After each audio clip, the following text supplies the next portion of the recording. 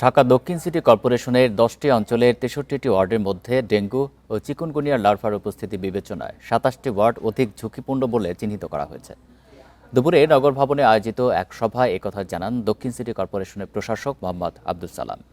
প্রথমবারের মতো দক্ষিণ সিটি কর্পোরেশনে করা আগাম জরিপে ডেঙ্গু ও চিকুনগুনিয়া রোধে কর্মপরিকল্পনায় এসব তথ্য উঠে আসে। এ সময় স্বাস্থ্য মন্ত্রণালয়ের সাথে সমন্বয় করে ডেঙ্গু ও চিকুনগুনিয়া আক্রান্ত রোগীদের জন্য রাজধানীর সরকারি ও বেসরকারি প্রতিটি হাসপাতালের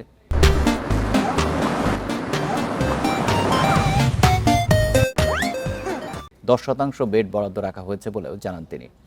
পাশাপাশি শোভাযাত্রা, লিফলেট বিতরণ, মোবাইল কোর্ট পরিচালনা, স্থানীয় সংসদ সদস্যদের মাধ্যমে সচেতনতামূলক আলোচনা সভা করা সহ নানা উদ্যোগের কথা তুলে ধরেন ঢাকা দক্ষিণ সিটির প্রশাসক। জানান, চিহ্নিত 27টি ঝুঁকিপূর্ণ ওয়ার্ডে লার্ভা নিধনে আগামী রোববার বিশেষ ক্রাশ প্রোগ্রাম হাতে নিয়েছে দক্ষিণ সিটি কর্পোরেশন।